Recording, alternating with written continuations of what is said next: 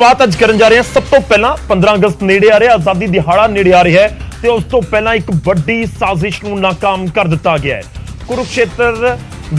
Kurukshetra GT road के उत्ते धमाका खेत समग्री बरामद की गई है। हरियाणा एसटीएफ ने तरनतारन के एक शख्स नूं काबू किया ते गिरफ्तार मुलजम की निशानदेही के उत्ते विस्फोटक बरामद किया गया है। मुलजम तो पहला डेटोनेटर और टाइमर बरामद कर लिया गया सी। पुलिस ने उसनूं काबू किया ਤੇ ਉਸ ਤੋਂ ਬਾਅਦ ਉਸ ਦੀ ਨਿਸ਼ਾਨਦੇਹੀ ਦੇ ਉੱਤੇ ਕਿਉਂਕਿ ਡੈਟੋਨੇਟਰ ਅਤੇ ਟਾਈਮਰ ਦੇ ਨਾਲ ਜਿਹੜਾ ਐਕਸਪਲੋਸਿਵ ਹੁੰਦਾ ਹੈ, ਧਮਾਕਾ ਖੇਤ ਸਮੱਗਰੀ ਹੁੰਦੀ ਹੈ, ਉਹ ਵੀ ਲਾਜ਼ਮੀ ਤੌਰ ਤੇ ਹੋਏਗੀ। ਤਾਂ ਪੁੱਛ ਪੜਤਾਲ ਦੇ ਵਿੱਚ ਫਿਰ ਉਸਨੇ ਦੱਸਿਆ ਉਸ ਦੀ ਨਿਸ਼ਾਨਦੇਹੀ ਦੇ ਉੱਤੇ ਜੀਟੀ ਰੋਡ ਦੇ ਨੇੜੇ ਤੋਂ ਇਹ ਬਰਾਮਦਗੀ ਕੀਤੀ ਗਈ ਹੈ। 15 ਅਗਸਤ ਤੋਂ ਪਹਿਲਾਂ ਇਹ ਵੱਡੀ ਸਾਜ਼ਿਸ਼ ਨੂੰ ਨਾਕਾਮ ਕੀਤਾ ਗਿਆ ਹੈ। ਵੱਡੀ ਖਬਰ ਹੈ ਇਸ ਸਮੇਂ ਦੇਸ਼ ਦੇ ਲਈ। ਲਾਲ ਕਿਲੇ ਦੇ ਉੱਤੇ ਦੇਸ਼ ਦੇ ਪ੍ਰਧਾਨ ਮੰਤਰੀ 15 ਤਰੀਕ ਨੂੰ ਝੰਡਾ ਫਹਿਰਾਉਣਗੇ ਤੇ ਲਾਲ ਕਿਲੇ ਤੋਂ ਕੁਰੂਕਸ਼ੇਤਰ ਦੇਖਿਆ ਜਾਵੇ ਕਰੀਬ 150 ਕਿਲੋਮੀਟਰ ਜਾਂ ਪੌਣੇ 200 ਕਿਲੋਮੀਟਰ ਦਿੱਲੀ ਤੋਂ ਦੂਰ ਹੈ ਤੇ ਇੱਥੇ ਇਹ ਸਮੱਗਰੀ ਬਰਾਮਦ ਹੋਣਾ ਆਪਣੇ ਆਪ ਦੇ ਵਿੱਚ ਕਈ ਸਵਾਲ ਖੜੇ ਕਰਦੀ ਹੈ। ਖੈਰ ਮੁਲਜ਼ਮ ਹੁਣ ਪੁਲਿਸ ਦੀ ਗਿਰਫਤ ਦੇ ਵਿੱਚ ਹੈ। ਉਸ ਦੀ ਨਿਸ਼ਾਨਦੇਹੀ ਦੇ ਉੱਤੇ ਬਰਾਮਦ ਕੀਤੀ ਗਈ ਹੈ ਧਮਾਕਾ ਖੇਤ ਸਮੱਗਰੀ, ਡੈਟੋਨੇਟਰ, ਟਾਈਮਰ ਉਸ ਤੋਂ ਬਰਾਮਦ ਕੀਤਾ ਗਿਆ ਹੈ ਤੇ ਹੁਣ ਇਸ ਪੂਰੇ ਮਾਮਲੇ ਦੇ ਵਿੱਚ ਤੁਹਾਨੂੰ ਦੱਸ ਦਈਏ ਕਿ ਅੱਗੇ ਜਾਂਚ ਜਾਰੀ ਹੈ ਕਿ ਇਕੱਲਾ ਸੀ, ਕੌਣ ਸੀ ਇਸ ਦੇ ਨਾਲ ਤੇ ਇਸ ਦੇ ਲਿੰਕ ਪੰਜਾਬ ਦੇ ਨਾਲ ਜੁੜ ਰਹੇ ਨੇ, ਸਰਹੱਦੀ ਜ਼ਿਲ੍ਹੇ ਤਰਨਤਾਰਨ ਦੇ ਨਾਲ ਜੁੜ ਰਹੇ ਨੇ। ਇਹ ਸ਼ਖਸ ਜੋ ਕਾਬੂ ਕੀਤਾ ਗਿਆ ਤਰਨਤਾਰਨ ਦਾ ਰਹਿਣ ਵਾਲਾ ਦੱਸਿਆ ਜਾ ਰਿਹਾ ਹੈ ਔਰ 15 ਅਗਸਤ ਤੋਂ ਪਹਿਲਾਂ ਕੋਈ ਵੱਡੀ ਸਾਜ਼ਿਸ਼ ਨੂੰ ਅੰਜਾਮ ਦੇਣ ਦੀ ਫਿਰਾਕ ਦੇ ਵਿੱਚ ਸੀ। ਤਾਂ ਹੁਣ ਪੁਲਿਸ ਏਜੰਸੀਆਂ ਲਾਜ਼ਮੀ ਤੌਰ ਤੇ ਇਸ ਤੋਂ ਪੁੱਛ ਪੜਤਾਲ ਕਰਨਗੀਆਂ ਕਿ ਆਖਿਰ ਕੀ ਕੁਝ ਇਹਨਾਂ ਦੇ ਮਨਸੂਬੇ ਸੀ, ਕੌਣ-ਕੌਣ ਇਸ ਦੇ ਵਿੱਚ ਸ਼ਾਮਲ ਹੈ, ਕੀ ਇਹਨਾਂ ਦਾ ਟਾਰਗੇਟ ਸੀ ਔਰ ਕਿੱਥੋਂ ਇਹ ਆਇਆ ਸੀ, ਕਿੱਥੋਂ ਸਮਾਨ ਜਾਂ ਜਿਹੜਾ ਇਹ ਧਮਾਕਾ ਖੇਤ ਸਮੱਗਰੀ ਆ ਉੱਥੇ ਪਹੁੰਚਿਆ ਕਿਵੇਂ, ਕੌਣ ਉੱਥੇ ਰੱਖ ਕੇ ਗਿਆ ਸੀ। ਬਹੁਤ ਸਾਰੇ ਸਵਾਲ ਨੇ ਜੋ ਲਾਜ਼ਮੀ ਤੌਰ ਤੇ ਪੁਲਿਸ ਪੁੱਛ ਪੜਤਾਲ ਦੇ ਵਿੱਚ ਹੁਣ ਜਾਣਨਾ ਚਾਹੁੰਦੀ ਹੋਵੇਗੀ। शाहबाद अम्बाला हाईवे पर मिर्ची उत्तर प्रदेश साथ में जंगल पेड़ के नीचे एक लिफाफे में RDX बरामद हुआ है और एक आरोपी काबू किया गया है जो तरनतारन जिले का रहने वाला है और ये STF की टीम ने इनको काबू कर शाहबाद पुलिस के हवाले किया है और तफ्तीश अभी जारी है, पूछताछ कर रहे हैं। मुकदमा दर्ज कर लिया गया है और इन्वेस्टिगेशन में जैसे जैसे कार्रवाई आगे बढ़ेगी वैसे वैसे। पुलिस को बहुत बड़ी कामयाबी मिली है। एसटीएफ की टीम ने कुरुक्षेत्र के पास यानी कि जीटी रोड पर मिर्ची होटल के पास RDX, भारी मात्रा में RDX पकड़ा है और फिलहाल सबसे बड़ी बात यह है कि उस RDX को डिफ्यूज कर दिया गया है। एसटीएफ की टीम के साथ साथ कुरुक्षेत्र पुलिस को कामयाबी मिली है। ये वो कमरा है, देखिए यहाँ पर हम आपको बिल्कुल नज़दीक से दिखा सकते हैं कि वो एसटीएफ की टीम बाहर तैनात है और बिल्कुल सामने वाले कमरे में एसटीएफ की टीम उस आरोपी से पूछताछ कर रही है कि आखिरकार दहशतगर्द का क्या मकसद रहा है, क्योंकि 15 अगस्त के दिन 15 अगस्त बिल्कुल नज़दीक है और चप्पे चप्पे पर पुलिस पर लगा हुआ है। तमाम जगहों पर छानबीन की जा रही है कि आखिरकार दहशतगर्द कहाँ दहशत फैलाना चाहता था। तरनतारन का ये रहने वाला शख्स है जिससे इतनी भारी मात्रा में एक्सप्लोसिव RDX बरामद किया गया है और उसको फिलहाल सबसे बड़ी राहत की बात यह है कि उसको डिफ्यूज कर दिया गया है। कहीं ना कहीं बात की जाए 1 से 1.5 किलो RDX एक्सप्लोसिव बरामद होना पुलिस के लिए भी सवालिया निशान खड़ा करता है, क्योंकि बार बार कहा जा रहा था क्योंकि जीटी रोड के पास जो होटल है मिर्ची रेस्टोरेंट, काफ़ी फेमस होटल है, उसके आसपास तमाम होटल हैं और वहाँ से जिस तरह से RDX भारी मात्रा में बरामद किया जाता है और फिर उसके बाद आनन फानन में STF की टीम पहुँचती है, बॉम्ब डिस्पोजल की टीम पहुँचती है, उसको फिलहाल डिफ्यूज कर दिया गया है। और जिस तरह से बिल्कुल मेरे सामने STF की टीम तैनात है और इस कमरे में जो ASP करण गोयल हैं और तमाम जो STF की टीम है वो कोई फिलहाल पूछताछ कर रहे हैं कि एक्सप्लोसिव जहाँ दहशतगर्द करवाने का क्या मकसद रहा था और इतना बड़ा भारी मात्रा में एक्सप्लोसिव पहुँचाने का क्या मकसद था, आखिरकार क्या मकसद रहा होगा। क्योंकि जिस तरह से करनाल की घटना हुई, करनाल के साथ तो नहीं जुड़े हुए, इन तमाम पहलुओं पर जांच की जाएगी और जांच के बाद निकलकर सामने आएगा कि दहशतगर्द अपनी दहशत को अंजाम कहाँ देना चाहता था। अशोक यादव, न्यूज़ 18, शाहबाद मारकंडा। खैर धमाका खेत समग्री जिस तरीके नाल बरामद हुई है उसने एक बारी मुड़ तो अलर्ट तो जरूर कर दिता है सारियां एजेंसियां नूं। अगली खबर का रुख करते हैं। सिद्धू मूसेवाला कतलकांड मामले दे विच बीजेपी ने भी CBI जांच की मांग कर दी है। नाल ही पंजाब सरकार ते सवाल भी बीजेपी आगू खड़े कर रहे हैं।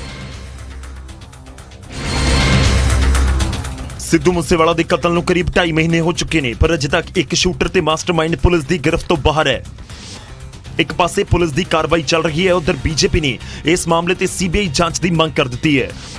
न्यूज़ 18 पंजाब के उत्ते तरन चुग ने कहा कि जो परिवार CBI जांच की मांग कर रहा है तो पंजाब सरकार CBI नूं जांच सौंपण तो किनारा क्यों कर रही है।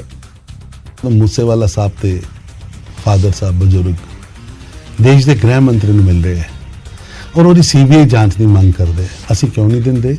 तो मुख्यमंत्री साहब क्यों नहीं यह वर्क CBI NIA ਨੂੰ ਰਿਕਮੈਂਡ ਕਰ। ਉਧਰ ਤਰੁਣ ਚੁੱਗ ਨੇ ਸਰਕਾਰ ਨੂੰ ਸਵਾਲ ਵੀ ਪੁੱਛਿਆ ਕਿ ਜਦੋਂ ਇਸ ਕਤਲकांड ਨੂੰ ਇੰਟਰਨੈਸ਼ਨਲ ਪੱਧਰ ਤੇ ਗੈਂਗਸਟਰਾਂ ਨੇ ਅੰਜਾਮ ਦਿੱਤਾ ਹੈ ਤਾਂ ਕੇਂਦਰੀ ਏਜੰਸੀਆਂ ਨੂੰ ਜਾਂਚ ਕਿਉਂ ਨਹੀਂ ਦਿੱਤੀ ਜਾ ਰਹੀ। ਉਧਰ ਸਿੱਧੂ ਮੂਸੇਵਾਲਾ ਕਤਲकांड ਦੇ ਵਿੱਚ ਇਸਤੇਮਾਲ ਬੁਲੈਰੋ ਨੂੰ ਲੈ ਕੇ ਪੁਲਿਸ ਸੂਤਰਾਂ ਦੇ ਹਵਾਲੇ ਤੋਂ ਇੱਕ ਵੱਡੀ ਜਾਣਕਾਰੀ ਵੀ ਸਾਹਮਣੇ ਆਈ।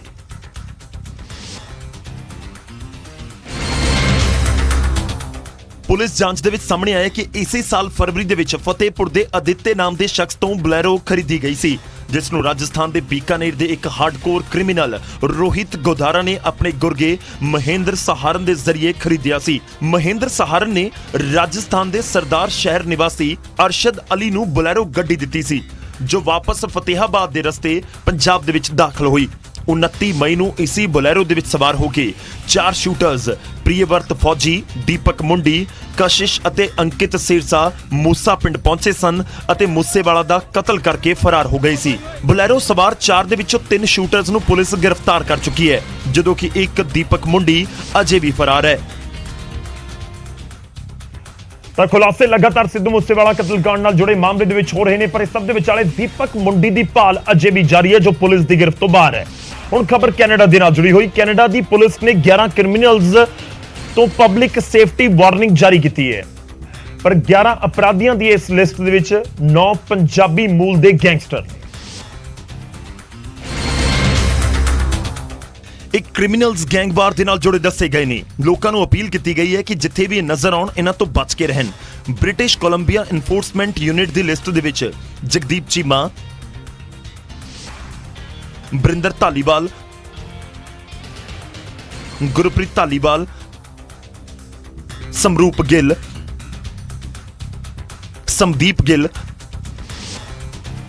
ਸੁਖਦੀਪ ਪੰਸਲ, ਅਮਰਪ੍ਰੀਤ ਸਮਰਾ, ਰਵਿੰਦਰ ਸਮਰਾ ਤੇ ਸ਼ਕੀਲ ਬਸਰਾ ਦਾ ਨਾਮ ਸ਼ਾਮਲ ਹੈ। ਇਸ ਤੋਂ ਇਲਾਵਾ ਰਿਚਰਡ ਜੋਸੇਫ ਅਤੇ ਐਂਡੀ ਦਾ ਨਾਮ ਵੀ ਸ਼ਾਮਲ ਹੈ। ਹਾਲਾਂਕਿ ਇਹਨਾਂ ਦੇ ਵਿੱਚ ਸਿੱਧੂ ਮੂਸੇਵਾਲਾ ਦੇ ਕਤਲ ਦੇ ਮਾਸਟਰਮਾਈਂਡ ਗੋਲਡੀ ਬਰਾੜ ਤੇ ਮੋਹਾਲੀ ਇੰਟੈਲੀਜੈਂਸ ਆਫਿਸ ਦੇ ਉੱਤੇ ਅਟੈਕ ਕਰਵਾਉਣ ਵਾਲੇ ਗੈਂਗਸਟਰ ਲਖਬੀਰ ਸਿੰਘ ਲੰਡਾ ਦਾ ਨਾਮ ਸ਼ਾਮਲ ਨਹੀਂ। ਇਹ ਦੋਵੇਂ ਕੈਨੇਡਾ ਦੇ ਵਿੱਚ ਬੈਠ ਕੇ ਹੀ ਭਾਰਤ ਦੇ ਵਿੱਚ ਕ੍ਰਾਈਮ ਕਰਵਾ ਰਹੇ ਨੇ। ਖੈਰ ਜਾਂਚ ਤਾਂ ਲਾਜ਼ਮੀ ਤੌਰ ਤੇ ਹੋ ਰਹੀ ਹੈ, ਪਰ ਦੂਜੇ ਪਾਸੇ ਜਦੋਂ ਕੈਨੇਡਾ ਦੇ ਵਿੱਚ ਵੀ ਗੈਂਗਸਟਰਾਂ ਦੀ ਲਿਸਟ ਜਾਰੀ ਕੀਤੀ ਜਾਵੇ ਔਰ 11 ਦੇ ਵਿੱਚੋਂ 9 ਪੰਜਾਬ ਦੇ ਨਾਲ ਤਾਲੁਕ ਰੱਖਦੇ ਹੋਣ, ਫਿਰ ਫਰਕ ਤਾਂ ਪੈਂਦਾ ਹੈ। ਉਧਰ ਖੇਡਾਂ ਨੂੰ ਲੈ ਕੇ ਪੰਜਾਬ ਸਰਕਾਰ ਨਵੇਂ ਕਦਮ ਚੁੱਕਣ ਜਾ ਰਹੀ ਹੈ, ਜਿਸ ਨੂੰ ਲੈ ਕੇ ਮੁੱਖ ਮੰਤਰੀ ਨੇ ਖੁਦ ਇਸ ਦੀ ਜਾਣਕਾਰੀ ਦਿੱਤੀ। ਤੇ ਖੇਡ ਮੰਤਰੀ ਨੇ ਦੱਸਿਆ ਕਿ ਪੰਜਾਬ ਸਰਕਾਰ ਨਵੀਂ ਖੇਡ ਪਾਲਿਸੀ ਲੈ ਕੇ ਆਵੇਗੀ ਅਤੇ ਮੈਡਲ ਜਿੱਤਣ ਵਾਲੇ ਖਿਡਾਰੀਆਂ ਨੂੰ ਬਿਨਾਂ ਕਿਸੇ ਟੈਸਟ ਤੋਂ ਨੌਕਰੀ ਦਿੱਤੀ ਜਾਵੇਗੀ। ਨਾਲ ਹੀ ਖੇਡ ਮੰਤਰੀ ਨੇ ਕਿਹਾ ਕਿ ਪਹਿਲਾਂ ਖਿਡਾਰੀਆਂ ਨੂੰ ਨੌਕਰੀਆਂ ਦੇ ਲਈ ਠੋਕਰਾਂ ਖਾਣੀਆਂ ਪੈਂਦੀਆਂ ਸੀ, ਪਰ ਹੁਣ ਪੰਜਾਬ ਸਰਕਾਰ ਖਿਡਾਰੀਆਂ ਦੀ ਪੂਰੀ ਮਦਦ ਕਰੇਗੀ। ਹੁਣ ਸਰਕਾਰ ਜ਼ਿੰਮੇਵਾਰੀ ਬਣਦੀ ਹੈ ਕਿ ਇਹਨਾਂ ਲੋਕਾਂ ਨੂੰ ਐਪਰੀਸ਼ੀਏਟ ਕਰੀਏ, ਤਾਂ ਕਿ ਉਸ ਚੀਜ਼ ਨੂੰ ਦੇਖ ਕੇ ਦੂਸਰੇ ਬੱਚਾ ਵਿੱਚ ਵੀ ਹੌਸਲਾ ਮਿਲੇ ਵੀ ਯਾਰ ਜੇ ਉਹ ਮੈਡਲ ਲੈ ਕੇ ਆਇਆ ਸੀ, ਉਹਨੇ ਮਿਹਨਤ ਕੀਤੀ ਤਾਂ ਸਰਕਾਰ ਨੇ ਉਹਦਾ ਮੁੱਲ ਪਾਇਆ, ਅਸੀਂ ਵੀ ਹੁਣ ਮਿਹਨਤ ਕਰੀਏ। ਉਧਰ ਮੁੱਖ ਮੰਤਰੀ ਨੇ ਵੀ ਖੇਡ ਵਿਭਾਗ ਦੇ ਨਾਲ ਮੀਟਿੰਗ ਕੀਤੀ ਅਤੇ ਪੰਜਾਬ ਦੇ ਵਿੱਚ ਜਲਦੀ ਪੰਜਾਬ ਖੇਡ ਮੇਲਾ ਸ਼ੁਰੂ ਕਰਨ ਦਾ ਐਲਾਨ ਕੀਤਾ। ਸੀਐਮ ਦਾ ਕਹਿਣਾ ਹੈ ਕਿ ਪੰਜਾਬ ਨੂੰ ਖੇਡ ਖੇਤਰ ਦੇ ਵਿੱਚ ਮੋਹਰੀ ਬਣਾਉਣ ਦੇ ਉੱਤੇ ਸਰਕਾਰ ਕੰਮ ਕਰ ਰਹੀ ਹੈ। ਖੈਰ ਖੇਡਾਂ ਨੂੰ ਲੈ ਕੇ ਲਗਾਤਾਰ ਦਾਅਵੇ ਤਾਂ ਹੁੰਦੇ ਨੇ, ਪਰ ਦੂਜੇ ਪਾਸੇ ਖੇਡਾਂ ਨੂੰ ਲੈ ਕੇ ਖਿਡਾਰੀ ਬਹੁਤ ਸਾਰੇ ਸਵਾਲ ਵੀ ਚੁੱਕਦੇ ਨੇ। ਪਰ ਇਸ ਵਾਰ ਸਰਕਾਰ ਕਹਿ ਰਹੀ ਹੈ ਕਿ ਨੌਕਰੀਆਂ ਦਿੱਤੀਆਂ ਜਾਣਗੀਆਂ ਜਾਂ ਨੀਤੀ ਲੈ ਕੇ ਆ ਰਹੇ ਨੇ, ਤਾਂ ਫਿਰ ਉਸ ਨਾਲ ਫਰਕ ਤਾਂ ਪੈਂਦਾ ਹੈ ਔਰ ਉਮੀਦ ਹੈ ਕਿ ਫਰਕ ਪਏਗਾ ਵੀ। ਉਧਰ ਆਮ ਆਦਮੀ ਪਾਰਟੀ ਦੇ ਰਾਜ ਸਭਾ ਮੈਂਬਰ ਰਾਘਵ ਚੱਡਾ ਨੇ ਖਜ਼ਾਨਾ ਮੰਤਰੀ ਕੇਂਦਰੀ ਖਜ਼ਾਨਾ ਮੰਤਰੀ ਨਿਰਮਲਾ ਸੀਤਾਰਮਨ ਦੇ ਨਾਲ ਮੁਲਾਕਾਤ ਕੀਤੀ।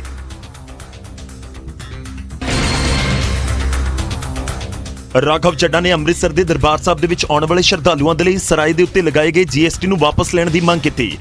GST ਵਾਪਸ ਲੈਣ ਦੀ ਮੰਗ ਨੂੰ ਲੈ ਕੇ ਰਾਘਵ ਚੱਡਾ ਨੇ ਖਜ਼ਾਨਾ ਮੰਤਰੀ ਨੂੰ ਇੱਕ ਚਿੱਠੀ ਵੀ ਸੌਂਪੀ, ਜਿਸ ਦੇ ਵਿੱਚ ਕਿਹਾ ਗਿਆ ਕਿ ਕੇਂਦਰ ਦੇ ਇਸ ਕਦਮ ਦੇ ਨਾਲ ਸ਼ਰਧਾਲੂਆਂ ਨੂੰ ਕਾਫੀ ਮੁਸ਼ਕਲਾਂ ਹੋ ਰਹੀਆਂ ਨੇ। आज मैंने माननीय वित्त मंत्री जी से मुलाकात करी और उनसे पंजाब की ओर से और लाखों करोड़ों श्रद्धालुओं की ओर से, पूरी संगत की ओर से ये बेनती करी है कि वो 12% GST वापस लिया जाए। दरअसल GST कौंसल ਦੀ ਬੀਤੇ ਦਿਨੀ ਹੋਈ ਬੈਠਕ ਦੇ ਵਿੱਚ 1000 ਰੁਪਏ ਤੱਕ ਦੇ ਕਿਰਾਏ ਵਾਲੇ ਹੋਟਲਾਂ ਦੇ ਕਮਰਿਆਂ ਦੇ ਉੱਤੇ ਵੀ 12% GST ਲਗਾਉਣ ਦਾ ਫੈਸਲਾ ਲਿਆ ਗਿਆ ਸੀ। ਜਿਸ ਦੀ ਵਜ੍ਹਾ ਨਾਲ ਅੰਮ੍ਰਿਤਸਰ ਦੇ ਸਵਰਨ ਮੰਦਿਰ ਦੇ ਵਿੱਚ ਆਉਣ ਵਾਲੇ ਸ਼ਰਧਾਲੂਆਂ ਦੇ ਲਈ ਸਰਾਏ ਦੇ ਉੱਤੇ 12% GST ਲੱਗ ਚੁੱਕਾ ਹੈ। ਤਾਂ GST ਲੱਗਿਆ ਤੇ ਉਸ ਦਾ ਵਿਰੋਧ ਹੋ ਰਿਹਾ ਤੇ ਇਸ GST ਨੂੰ ਲੈ ਕੇ ਵੀ ਇਹ ਮੁਲਾਕਾਤ ਹੋਈ ਹੈ ਤੇ ਪੰਜਾਬ ਦੇ ਹੋਰ ਮੁੱਦਿਆਂ ਦੇ ਉੱਤੇ ਵੀ ਗੱਲਬਾਤ ਹੋਈ। ਖੈਰ GST ਇੱਕ ਵਾਰ ਮੁੜ ਤੋਂ ਚਰਚਾ ਦੇ ਵਿੱਚ ਹੈ, ਇਸ ਕਰਕੇ ਸਾਡਾ ਅੱਜ ਦਾ ਸਵਾਲ GST ਦੇ ਨਾਲ ਜੁੜਿਆ ਹੋਇਆ। ਸਾਡਾ ਅੱਜ ਦਾ ਸਵਾਲ ਹੈ ਕਿ ਕਿਹੜੇ ਦੇਸ਼ ਨੇ, ਕਿਸ ਦੇਸ਼ ਨੇ ਸਭ ਤੋਂ ਪਹਿਲਾਂ GST ਲਾਗੂ ਕੀਤਾ ਸੀ? ਤਾਂ ਚਾਰ ਆਪਸ਼ਨ ਤੁਹਾਨੂੰ ਦੇ ਰਹੇ ਹਾਂ, A France, B Italy, C Denmark ਜਾਂ D ਸਵੀਡਨ। ਇਹ ਚਾਰ ਕੰਟਰੀਜ਼ ਨੇ ਸਭ ਤੋਂ ਪਹਿਲਾਂ GST ਕਿਸ ਦੇ ਵੱਲੋਂ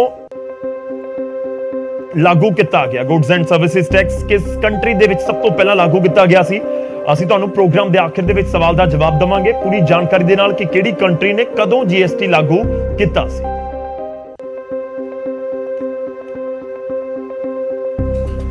ਹੁਣ ਅਗਲੀ ਖਬਰ ਦਾ ਰੁਖ ਕਰਦੇ ਹਾਂ। ਨੈਸ਼ਨਲ ਹੈਰਾਲਡ ਕੇਸ ਦੇ ਵਿੱਚ ਯੰਗ ਇੰਡੀਆ ਦੇ ਦਫ਼ਤਰ ਨੂੰ ਸੀਲ ਕੀਤੇ ਜਾਣ ਤੋਂ ਬਾਅਦ ਕਾਂਗਰਸੀ ਆਗੂ ਰਾਹੁਲ ਗਾਂਧੀ ਤਿੱਖਾ ਵਾਰ ਕਰ ਰਹੇ ਨੇ ਕੇਂਦਰ ਦੀ ਸਰਕਾਰ ਦੇ। ਰਾਹੁਲ ਗਾਂਧੀ ਨੇ ਕਿਹਾ ਕਿ ਮੈਂ ਪ੍ਰਧਾਨ ਮੰਤਰੀ ਨਰਿੰਦਰ ਮੋਦੀ ਤੋਂ ਡਰਦਾ ਨਹੀਂ, ਉਹਨਾਂ ਨੇ ਜੋ ਕਰਨਾ ਹੈ ਕਰ ਲੈਣ। ਸਾਡਾ ਕੰਮ ਸੰਵਿਧਾਨ ਦੀ ਰੱਖਿਆ ਦੇ ਲਈ ਲੜਨਾ ਹੈ, ਦੇਸ਼ ਦੇ ਸਨਮਾਨ ਦੇ ਲਈ ਲੜਨਾ ਹੈ। ਇਹ ਜੰਗ ਜਾਰੀ ਰਹੇਗੀ। ਰਾਹੁल गांधी ने कहा कि हुण सत्याग्रह नहीं रण होवेगा।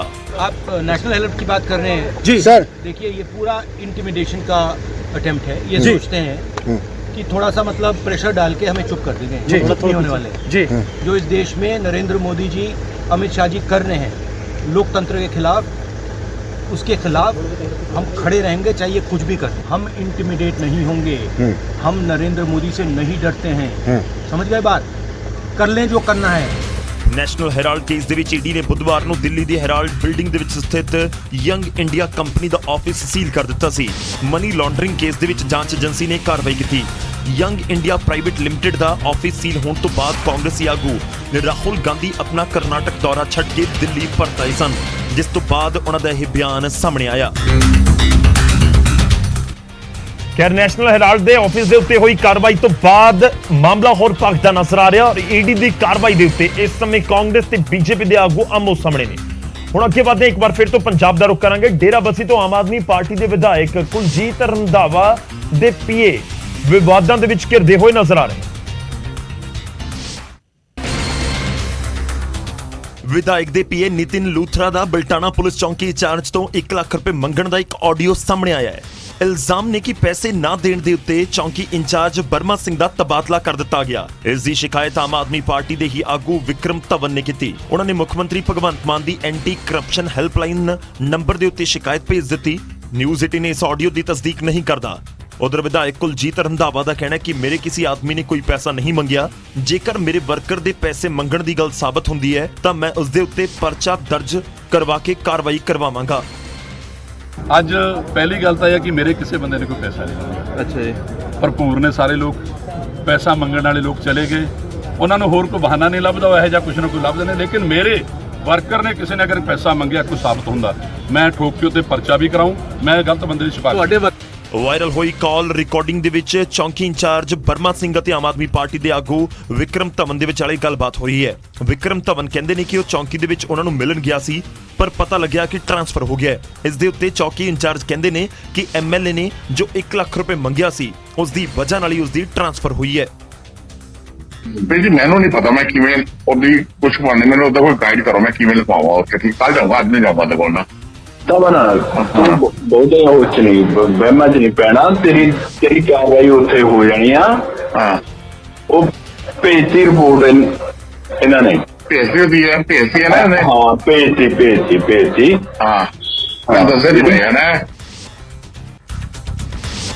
ਕਹਿ ਰਹੇ ਆਡੀਓ ਸਾਹਮਣੇ ਆਉਣ ਤੋਂ ਬਾਅਦ ਸਵਾਲ ਤਾਂ ਜ਼ਰੂਰ ਉੱਠ ਰਹੇ ਨੇ। ਖੈਰ ਜਦੋਂ ਇੱਕ ਪੁਲਿਸ ਦਾ ਮੁਲਾਜ਼ਮ ਇਸ ਕਥਿਤ ਆਡੀਓ ਦੇ ਜ਼ਰੀਏ ਇਲਜ਼ਾਮ ਲਗਾ ਰਿਹਾ ਹੋਵੇ ਕਿਸੇ ਵਿਧਾਇਕ ਦੇ ਪੀਏ ਦੇ ਉੱਤੇ, ਫਿਰ ਸਵਾਲ ਵੀ ਉੱਠਣਗੇ ਤੇ ਫਰਕ ਵੀ ਪੈਂਦਾ ਹੈ। ਹੁਣ ਅੱਗੇ ਵਧਦੇ ਹਾਂ ਤੇ ਗੱਲ ਪੀਜੀਆਈ ਚੰਡੀਗੜ੍ਹ ਦੇ ਵਿੱਚ ਪੰਜਾਬ ਦੇ ਲੋਕਾਂ ਦੇ ਮੁਫਤ ਇਲਾਜ ਦੇ ਨਾਲ ਜੁੜੀ ਖਬਰ ਦੇ ਨਾਲ। ਜੀ ਹਾਂ, ਪੀਜੀਆਈ ਚੰਡੀਗੜ੍ਹ ਦੇ ਵਿੱਚ ਚੌਥੇ ਦਿਨ ਵੀ ਪੰਜਾਬ ਦੇ ਮਰੀਜ਼ਾਂ ਦਾ ਮੁਫਤ ਇਲਾਜ ਨਹੀਂ ਹੋ ਸਕਿਆ।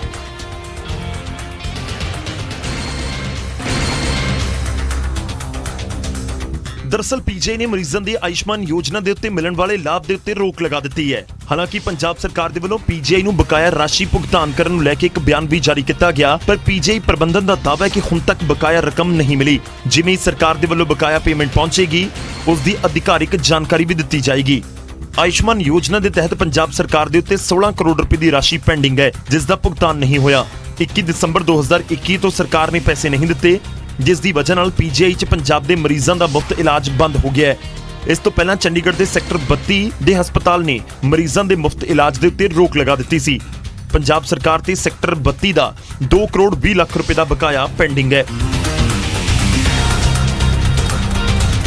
ਖੈਰ, ਜਦੋਂ 4 ਦਿਨ ਲਗਾਤਾਰ ਹੋ ਜਾਣ ਤੇ ਇਲਾਜ ਨਾ ਹੋ ਰਿਹਾ ਹੋਵੇ, ਕਿਉਂਕਿ ਇਹ ਸਿਰਫ ਪੀਜੀਆਈ ਜਾਂ ਫਿਰ ਚੰਡੀਗੜ੍ਹ ਦੇ ਹਸਪਤਾਲਾਂ ਤੱਕ ਹੀ ਸੀਮਿਤ ਨਹੀਂ, ਖਬਰਾਂ ਇਹ ਵੀ ਨੇ ਕਿ ਪੰਜਾਬ ਦੇ ਵਿੱਚ ਵੀ ਵੱਖ-ਵੱਖ ਥਾਵਾਂ ਦੇ ਉੱਤੇ ਆਯੁਸ਼ਮਾਨ ਸਕੀਮ ਦੇ ਤਹਿਤ ਲੋਕਾਂ ਨੂੰ ਇਲਾਜ ਦੀ ਸਹੂਲਤ ਉਸ ਕਾਰਡ ਦੇ ਜ਼ਰੀਏ ਨਹੀਂ ਮਿਲ ਰਹੀ। ਖੈਰ, ਜਦੋਂ ਗਰੀਬਾਂ ਦਾ ਇਲਾਜ ਨਾ ਹੋਵੇ ਹਸਪਤਾਲਾਂ ਦੇ ਵਿੱਚ, ਫਿਰ ਫਰਕ ਤਾਂ ਪੈਂਦਾ ਹੈ।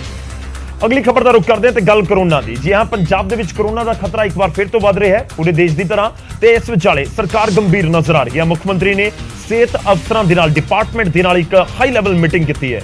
ਸਿਹਤ ਵਿਭਾਗ ਦੀਆਂ ਤਿਆਰੀਆਂ ਦਾ ਜਾਇਜ਼ਾ ਲਿਆ ਗਿਆ। ਮੁੱਖ ਮੰਤਰੀ ਦੇ ਵੱਲੋਂ ਲੋਕਾਂ ਨੂੰ ਵੀ ਸੁਚੇਤ ਕਰਨ ਦੇ ਨਿਰਦੇਸ਼ ਦਿੱਤੇ ਗਏ ਨੇ, ਕਿਉਂਕਿ ਇੱਕ ਪਾਸੇ ਕੋਵਿਡ ਹੈ ਤੇ ਦੂਜੇ ਪਾਸੇ ਡੇਂਗੂ ਅਤੇ ਮਲੇਰੀਆ ਵੀ ਇਸ ਸੀਜ਼ਨ ਦੇ ਵਿੱਚ, ਮੀਂਹ ਵਾਲੇ ਸੀਜ਼ਨ ਦੇ ਵਿੱਚ ਖੂਬ ਫੈਲਦਾ ਹੈ। ਇਸ ਕਰਕੇ ਉਸ ਦੇ ਖਿਲਾਫ ਵੀ, ਡੇਂਗੂ ਤੇ ਮਲੇਰੀਆ ਦੇ ਖਿਲਾਫ ਵੀ ਮੁਹਿੰਮ ਚਲਾਈ ਜਾਵੇ, ਉਸ ਦੇ ਉੱਤੇ ਜ਼ੋਰ ਦਿੱਤਾ ਜਾਵੇ, ਇਹ ਵੀ ਸੀਐਮ ਦੇ ਵੱਲੋਂ ਕਿਹਾ ਗਿਆ। ਸਿਹਤ ਮੰਤਰੀ ਚੇਤਨ ਸਿੰਘ ਜੌੜਾ ਮਾਜਰਾ ਵੀ ਬੈਠਕ ਦੇ ਵਿੱਚ ਮੌਜੂਦ ਸਨ। ਕਾਬਿਲ ਗੌਰ ਵੀ ਹੈ ਕਿ ਫਰੀਦਕੋਟ ਦੇ ਜਿਹੜੀ ਯੂਨੀਵਰਸਿਟੀ ਹੈ, ਬਾਬਾ ਫਰੀਦ ਯੂਨੀਵਰਸਿਟੀ, ਉਸਦੇ ਵਾਈਸ ਚਾਂਸਲਰ ਦੇ ਨਾਲ ਵਿਵਾਦ ਤੋਂ ਬਾਅਦ ਇਹ ਪਹਿਲੀ ਅਧਿਕਾਰਿਕ ਬੈਠਕ ਸੀ ਮੁੱਖ ਮੰਤਰੀ ਦੇ ਨਾਲ ਸੂਬੇ ਦੇ ਸਿਹਤ ਮੰਤਰੀ ਚੇਤਨ ਸਿੰਘ ਜੌੜਾ ਮਾਜਰਾ ਦੀ। ਖੈਰ, ਕਰੋਨਾ ਨੂੰ ਲੈ ਕੇ ਚਿੰਤਾ ਜ਼ਰੂਰ ਜਤਾਈ ਜਾ ਰਹੀ ਹੈ। 2020-2021 ਦੇ ਵਿੱਚ ਕਰੋਨਾ ਦੇ ਵੱਧਦੇ ਕੇਸਿਸ ਦੇ ਵਿਚਾਲੇ ਸਾਰੀਆਂ ਤਸਵੀਰਾਂ ਸਭ ਨੂੰ ਯਾਦ ਨੇ, ਤੇ ਹੁਣ ਪ੍ਰੀਕਾਸ਼ਨਰੀ ਸਟੈਪ ਇਸ ਨੂੰ ਕਿਹਾ ਜਾਂਦਾ ਹੈ ਕਿ ਜੋ ਸਮੇਂ ਤੋਂ ਪਹਿਲਾਂ ਹੀ ਸਟੈਪ ਚੁੱਕੇ ਜਾਂਦੇ ਨੇ, ਉਹਨਾਂ ਦੇ ਵਿੱਚੋਂ ਇੱਕ ਹੈ ਜੋ ਮੀਟਿੰਗ ਦੇ ਜ਼ਰੀਏ ਮੁੱਖ ਮੰਤਰੀ ਨੇ ਚੁੱਕਣ ਦੇ ਆਦੇਸ਼ ਦਿੱਤੇ।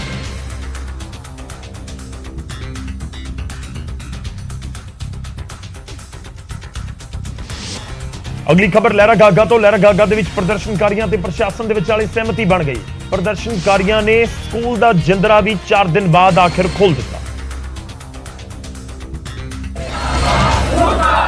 ਮਾਮਲਾ ਪਿੰਡ ਦੇ ਸਕੂਲ ਦੇ ਟੀਚਰਾਂ ਦੀ ਘਾਟ ਨੂੰ ਲੈ ਕੇ ਹੈ। ਪਿੰਡ ਦੇ ਲੋਕ 4 ਦਿਨਾਂ ਤੋਂ ਲਗਾਤਾਰ ਸਕੂਲ ਨੂੰ ਤਾਲਾ ਲਗਾ ਕੇ ਪ੍ਰਦਰਸ਼ਨ ਕਰਦੇ ਨਜ਼ਰ ਆਏ ਸੀ। ਪਹਿਲੇ ਦਿਨ ਪਿੰਡ ਵਾਲੇ ਨੇ ਸਕੂਲ ਨੂੰ ਤਾਲਾ ਲਗਾ ਕੇ ਗੁਰਦੁਆਰਾ ਸਾਹਿਬ ਦੇ ਵਿੱਚ ਸਕੂਲ ਨੂੰ ਸ਼ੁਰੂ ਕੀਤਾ, ਫਿਰ ਰੋਡ ਜਾਮ ਕਰ ਦਿੱਤੀ, ਪਰ ਫਿਰ ਵੀ ਪਿੰਡ ਵਾਲਿਆਂ ਦੀ ਮੰਗ ਪੂਰੀ ਨਹੀਂ ਹੋਈ।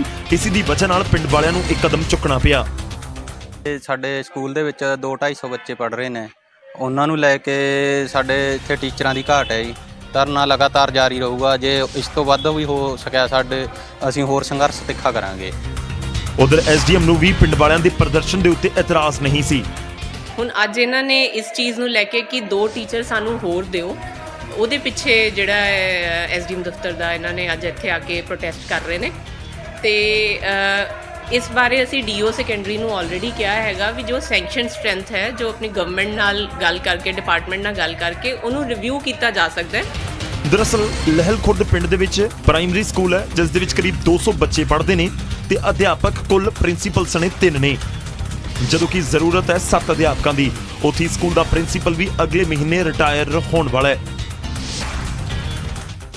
ਕਾਬਿਲੇ ਗੌਰ ਵੀ ਹੈ ਕਿ ਇਸ ਪੂਰੇ ਪ੍ਰਦਰਸ਼ਨ ਦੇ ਵਿਚਾਲੇ ਫਿਰ ਐਸਡੀਐਮ ਦੇ ਨਾਲ ਗੱਲਬਾਤ ਹੋਈ ਤੇ ਐਸਡੀਐਮ ਦੇ ਭਰੋਸੇ ਤੋਂ ਬਾਅਦ ਇਹ ਜਿਹੜਾ ਪੂਰਾ ਪ੍ਰਦਰਸ਼ਨ ਹੈ ਉਹ ਖਤਮ ਕਰ ਦਿੱਤਾ ਗਿਆ ਤੇ ਸਕੂਲ ਦਾ ਤਾਲਾ ਵੀ ਖੋਲ ਦਿੱਤਾ ਗਿਆ। ਯਾਨੀ ਕਿ ਹੁਣ ਸਕੂਲ ਦੇ ਵਿੱਚ ਵਾਪਸ ਬੱਚੇ ਜਾਣਗੇ, ਪਰ ਟੀਚਰ ਕਦੋਂ ਆਉਣਗੇ? ਜੇ ਟੀਚਰਾਂ ਦੀ ਘਾਟ ਦਾ ਜ਼ਿਕਰ ਸੀ, ਉਹ ਸਵਾਲ ਹੁਣ ਵੀ ਬਰਕਰਾਰ ਹੈ।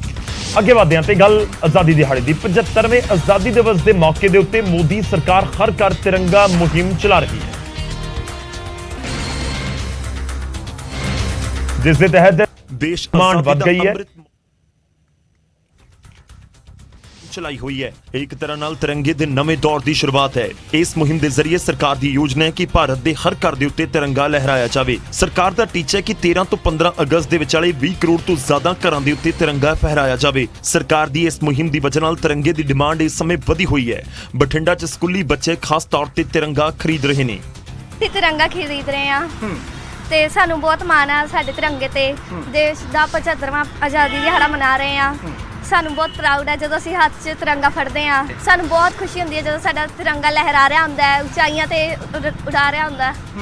ਉਧਰ ਤਿਰੰਗਾ ਅਭਿਆਨ ਨੂੰ ਲੈ ਕੇ ਮੋਗਾ ਦੇ ਵਿੱਚ ਨਵੀਂ ਮੁਹਿੰਮ ਦੀ ਸ਼ੁਰੂਆਤ ਹੋਈ। ਇੱਥੋਂ ਦੇ ਮੁੱਖ ਡਾਕਘਰ ਦੇ ਵਿੱਚ ਸਿਰਫ 25 ਰੁਪਏ ਦੇ ਵਿੱਚ ਤੁਸੀਂ ਤਿਰੰਗਾ ਖਰੀਦ ਸਕਦੇ ਹੋ। ਇਸ ਦੇ ਲਈ ਬਕਾਇਦਾ ਡਾਕ ਵਿਭਾਗ ਦੇ ਮੁਲਾਜ਼ਮਾਂ ਨੇ ਹੱਥ ਦੇ ਵਿੱਚ ਤਿਰੰਗਾ ਲੈ ਕੇ ਜਾਗਰੂਕਤਾ ਰੈਲੀ ਵੀ ਕੱਢੀ। ਤਾਂ ਆਜ਼ਾਦੀ ਦੀ 75ਵੀਂ ਵਰ੍ਹੇਗੰਢ ਦਾ ਜੋਸ਼ ਤੇ ਉਤਸ਼ਾਹ ਪੰਜਾਬ ਦੇ ਸਣੇ ਪੂਰੇ ਦੇਸ਼ ਦੇ ਵਿੱਚ ਨਜ਼ਰ ਆ ਰਿਹਾ ਹੈ। ਵੱਖ-ਵੱਖ ਥਾਵਾਂ ਤੋਂ ਲਗਾਤਾਰ ਤਸਵੀਰਾਂ ਸਾਹਮਣੇ ਆ ਰਹੀਆਂ ਨੇ ਔਰ ਕਾਬਿਲ ਗੌਰ ਇਸ ਵਾਰੀ ਹੈ ਕਿ 1 ਅਗਸਤ ਤੋਂ 15 ਅਗਸਤ ਤੱਕ ਇਹ ਪੂਰਾ ਮਨਾਇਆ ਜਾ ਰਿਹਾ। ਹਾਲਾਂਕਿ ਇੱਕ ਲੰਬਾ ਪੂਰਾ ਸਾਲ ਜਿਹੜਾ 75ਵਾਂ ਅੰਮ੍ਰਿਤ ਮਹੋਤਸਵ ਮਨਾਇਆ ਜਾ ਰਿਹਾ ਹੈ। ਤਾਂ 75 ਸਾਲ ਦੇਸ਼ ਨੂੰ ਆਜ਼ਾਦ ਹੋਏ ਨੇ ਤੇ ਇਸ ਕਰਕੇ ਅਸੀਂ ਵੀ ਤੁਹਾਡੇ ਤੱਕ ਜਾਣਕਾਰੀ ਪਹੁੰਚਾ ਰਹੇ ਹਾਂ ਕਿ 75 ਸਾਲ ਦੇ ਵਿੱਚ ਕੀ ਕੁਝ ਪ੍ਰਾਪਤੀਆਂ ਦੇਸ਼ ਦੀਆਂ ਰਹੀਆਂ ਨੇ। ਤਾਂ 75 ਸਾਲ ਦੀ ਪ੍ਰਾਪਤੀ ਦੇ ਵਿੱਚੋਂ ਇੱਕ ਇਹ ਹੈ ਕਿ ਕਣਕ ਦਾ ਰਿਕਾਰਡ 1113 ਲੱਖ ਟਨ ਉਤਪਾਦਨ ਹੁਣ ਹਿੰਦੁਸਤਾਨ ਦੇ ਵਿੱਚ ਹੁੰਦਾ ਹੈ। ਕਾਬਿਲੇ ਗੌਰ ਹੈ ਕਿ ਕਦੇ ਕਣਕ ਦੀ ਘਾਟ ਦੀ ਵਜ੍ਹਾ ਕਰਕੇ ਭਾਰਤ ਨੂੰ ਅਮਰੀਕਾ ਨੇ ਭਿਖਾਰੀਆਂ ਦਾ ਮੁਲਕ ਕਿਹਾ ਸੀ, ਪਰ ਹੁਣ ਭਾਰਤ ਦੇ ਵੱਲੋਂ ਕਣਕ ਦੀ ਐਕਸਪੋਰਟ ਬੰਦ ਕਰਨ ਦੇ ਉੱਤੇ ਅਮਰੀਕਾ ਦੇ ਪਸੀਨੇ ਨਿਕਲ ਰਹੇ ਨੇ। ਚੀਨ ਤੋਂ ਬਾਅਦ ਭਾਰਤ ਦੁਨੀਆ ਦੇ ਵਿੱਚ ਸਭ ਤੋਂ ਵੱਧ ਕਣਕ ਉਤਪਾਦਨ ਕਰਨ ਵਾਲਾ ਦੇਸ਼ ਹੈ। 2021-2022 ਦੇ ਅੰਕੜਿਆਂ ਦਾ ਮੈਂ ਜ਼ਿਕਰ ਕਰਾਂ ਤਾਂ ਦੇਸ਼ ਦੇ ਵਿੱਚ ਭਾਰਤ ਦੇ ਵਿੱਚ 1113 ਲੱਖ ਟਨ ਕਣਕ ਦਾ ਉਤਪਾਦਨ ਹੋਇਆ। ਕਾਬਿਲੇ ਗੌਰ ਹੈ ਕਿ ਆਜ਼ਾਦੀ ਦੇ ਬਾਅਦ ਦੇਸ਼ ਅੰਨ ਦੀ ਘਾਟ ਦੇ ਨਾਲ ਜੂਝ ਰਿਹਾ ਸੀ ਤਾਂ ਅਮਰੀਕਾ ਤੋਂ ਲਾਲ ਕਣਕ ਮੰਗਵਾਈ ਜਾਂਦੀ ਸੀ। ਫਿਰ ਦੇਸ਼ ਦੇ ਵਿੱਚ ਹਰੀ ਕ੍ਰਾਂਤੀ ਆਈ, ਪੰਜਾਬ ਨੇ ਮੋੜੀ ਭੂਮਿਕਾ ਨਿਭਾਈ ਤੇ ਆਜ਼ਾਦੀ ਦੇ 75ਵੇਂ ਸਾਲ ਦੇ ਵਿੱਚ ਸਥਿਤੀ ਇਹ ਹੈ ਕਿ ਭਾਰਤ ਦੇ ਕੋਲ ਨਾ ਸਿਰਫ ਪੂਰੇ ਦੇਸ਼ ਦਾ ਢਿੱਡ ਭਰਨ ਦਾ ਕਈ ਸਾਲਾਂ ਦਾ ਸਟਾਕ ਹੈ, ਬਲਕਿ ਵਿਦੇਸ਼ਾਂ ਨੂੰ ਵੀ ਭਾਰਤ ਕਣਕ ਐਕਸਪੋਰਟ ਕਰਦਾ ਹੈ।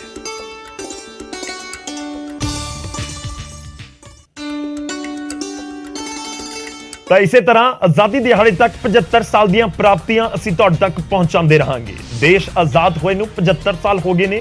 ਪ੍ਰਾਪਤੀਆਂ ਦਾ ਜ਼ਿਕਰ ਜਦੋਂ ਕਰਦੇ ਹਾਂ ਫਿਰ ਉਸ ਨਾਲ ਫਰਕ ਤਾਂ ਪੈਂਦਾ ਹੈ। ਇੱਕ ਛੋਟੇ ਜਿਹੇ ਬ੍ਰੇਕ ਲਈ ਰੁਕ ਰਹੇ ਹਾਂ, ਵਾਪਸ ਆਵਾਂਗੇ ਕੁਝ ਹੋਰ ਖਬਰਾਂ ਦੇ ਨਾਲ।